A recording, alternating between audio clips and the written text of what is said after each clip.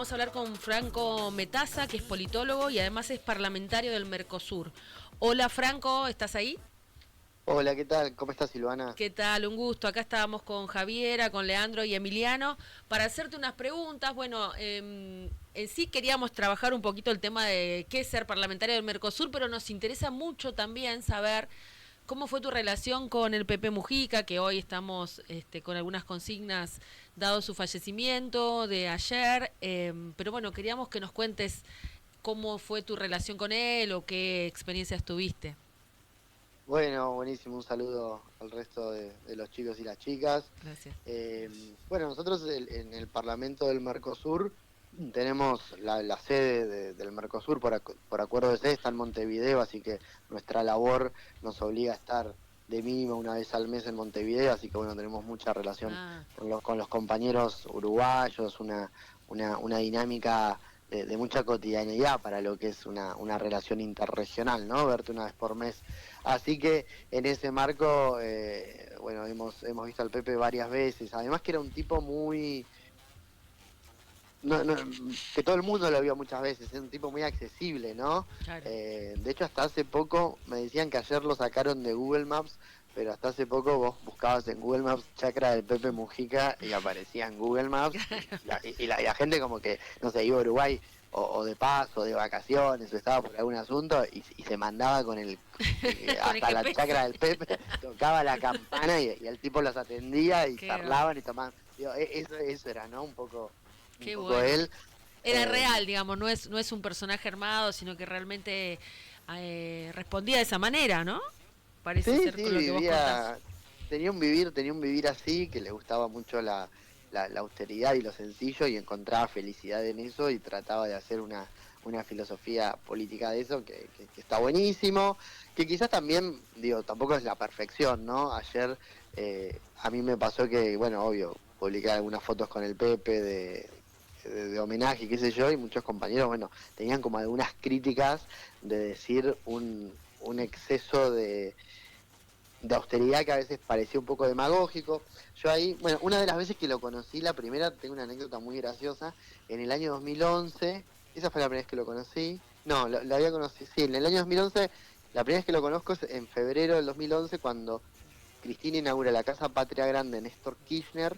Ujú. Néstor Kirchner se muere Sí. el 27 de octubre de 2010. El 25 de febrero de 2011, el primer cumpleaños póstumo de Néstor, Cristina inaugura la Casa Patria Grande de Néstor Kirchner, que originalmente iba a ser la sede de la Secretaría General de la UNASUR, para la que Néstor había sido electo, pero bueno, Néstor muere antes de que eso suceda y queda como un organismo para trabajar la integración regional Sí. desde la juventud, ¿no? Bueno, yo Sí. ahí fui funcionario de ese organismo y él vino a la inauguración. Esa fue la primera vez, muy, muy emotivo. Pero después la segunda, me toca viajar a una REG. Las REG son las reuniones especializadas de juventud, mismo Ajá. año 2011, pero más adelante. Y en la agenda que tuvimos de trabajo, fuimos a la chacra de él, que era presidente de la nación. Bueno, tuvimos como un asado re lindo y estaba el televisor puesto Sí. eh, y tenía como DirecTV y era, ustedes no sé si se acuerdan, pero en un momento creo que hoy también, DirecTV a veces vos, si no pagás un decodificador para cada televisor, en los otros televisores podés ver en espejo lo que estás viendo en el decodificador principal. ¿Ubican Sí. esta situación? Sí. Sí. Bueno, el Pepe estaba viendo abajo en el almuerzo un canal y le pide a uno de los secretarios, de las personas que tenía ahí cerca, si podía cambiar de canal y el secretario le dice, no, presidente, porque arriba está También. puesto este canal y no tenemos pila para el control remoto. Ay, no. Austero, austero. Y no debe ser fácil un kiosco por ahí, ¿no? La chacra, cerca Se de la tenían que chacra. mover hasta la ciudad para el kiosco. Y yo me quedé pensando, acá estábamos con Cristina, Claro. que ejercía el poder como un Sí. macho alfa, digamos, Llegaba a con pasar eso, volaban cabezas que faltaran pilas. Imagínate que Cristina decía que quiero nacionalizar YPF y no había forma de decirle que no. Imagínate no poder cambiar el canal, ¿viste? Y él dijo, bueno, está bien, están viendo los chicos Se su quedó peli. mirando el canal que estaba mirando, charlando con nosotros y yo decía, es el presidente de un país, digo, divina la Claro. austeridad y todo. Ahora, yo no sé si hay que hacer una romantización de Nada, esa, claro. no, digo, me parece que ahí hay un equilibrio. Bueno, pero el tipo era eso, era muy agradable, era muy simpático y era eso. Sí, sí, con mucha historia, ¿no? Eso es lo importante y que vivió mucho y tan desagradable, perdón, que meta esto en la conversación, pero me acabo de acordar unos mensajes que sacaron el Gordo Dan y no sé quién, los comunicólogos de este gobierno, diciendo cualquier cosa, sin respeto absoluto Total. por la historia de un expresidente de un país hermano y además con mucha historia. Lavate la cara, lavate la boca antes de hablar de nadie. Pero bueno, perdón porque me vino esto a la memoria, pero bueno, la verdad es que eso te decía, ¿no? La historia de Y además Pepe un es muy tipo muy impresionante. querido, un tipo Claro, muy querido en todo el mundo, es muy respetado por un montón de espacios políticos, muy demócrata, ¿no? Todas las sí, veces que lo crucé, después me tocó en algún asado acá y algún otro almuerzo también ya el año pasado, cuando ya estaba bastante enfermo, tipo que escuchaba mucho, tenía como esta forma, ¿no? Primero como que estaba en silencio, medio acorazado, escuchaba, por ahí levantaba un poco la mirada para ver quién era el que estaba hablando, recogía, y después hacía como que le gustaba hablar al final y ser muy conclusivo, y en esas conclusiones que hacía, o en esa locución que hacía al final de las reuniones, tomaba algo de todos los que habían hablado, habían metido un bocado, los mencionaba, tomaba algo, hacía alguna reflexión, un tipo que escuchaba mucho y que sabía reflexionar y generoso en compartir su experiencia de vida, su sabiduría, su visión, su pensamiento, ¿no? claro. Muy, muy poco, muy alejado de esa occidentalización capitalista Sí, extrema. Me sí. parece que eso era una de las mejores virtudes que tenía. Qué Ujú. bueno, bueno. Gracias por el perfil Sí, re del Pepe bueno. tan de cerca. Yo quería consultarte por el estado del Mercosur hoy, digamos, dado que tenemos a Milei de presidente y que sabemos que su postura frente a esto no es muy integracionista, ¿no?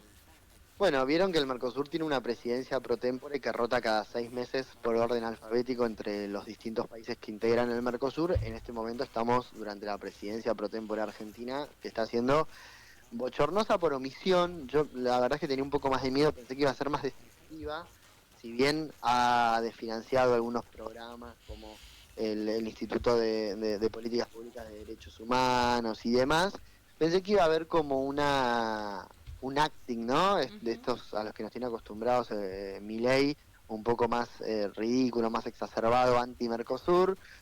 La verdad es que me parece que está bastante ocupado con la contingencia nacional y demás y no pudo hacer el show que quería hacer. Ujú. Entonces está haciendo una presidencia pro tempore que más allá de alguna cuestión de financiación concreta y puntual está pasando sin pena ni gloria.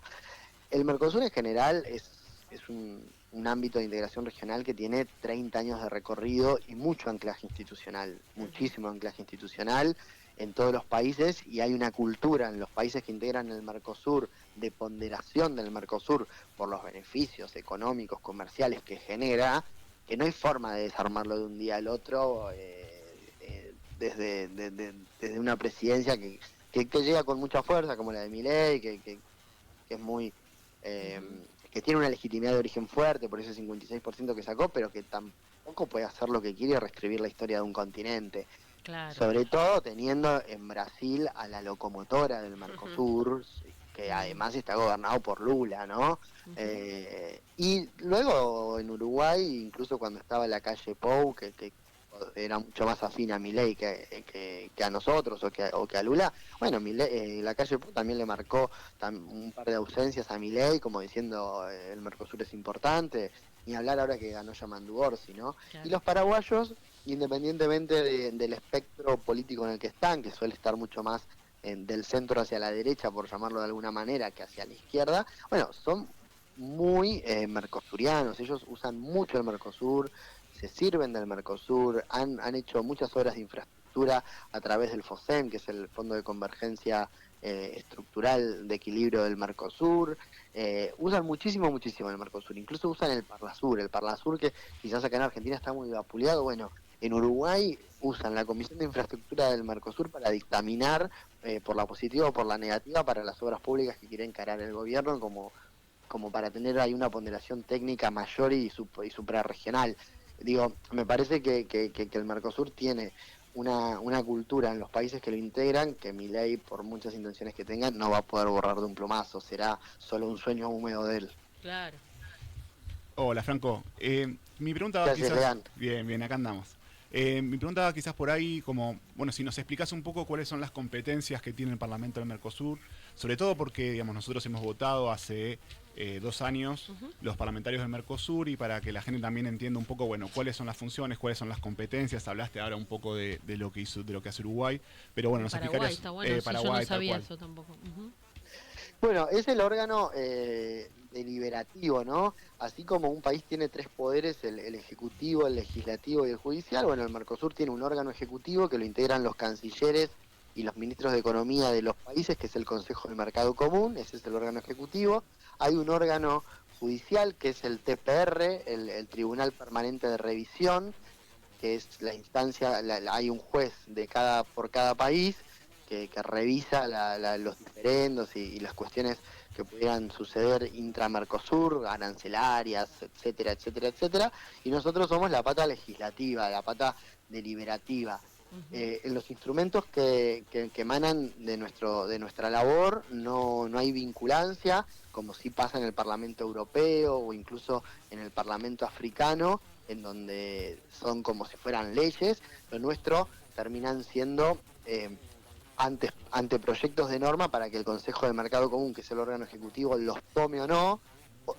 Suelen ser recomendaciones y suelen ser disposiciones internas para lo que es nuestro ámbito de acción. Si no tenemos una vinculancia, por lo general los parlamentos de integración regional suelen tener este camino, suelen tener una etapa embrionaria que dura unos 20, 30 años, en donde no tienen vinculancia hasta que termina de anclarse y de tener una maduración institucional el organismo para poder pasar a armonizar las legislaciones de los distintos estados parte para que haya una vinculancia. Bueno, hoy el Parlamento del Mercosur está en un estadio embrionario todavía, a pesar de que ya tiene Sus años. 20 años desde su tratado constitutivo, pero bueno, todavía estamos caminando ese camino y emitimos un montón de recomendaciones. Hay algunas que han sido muy exitosas.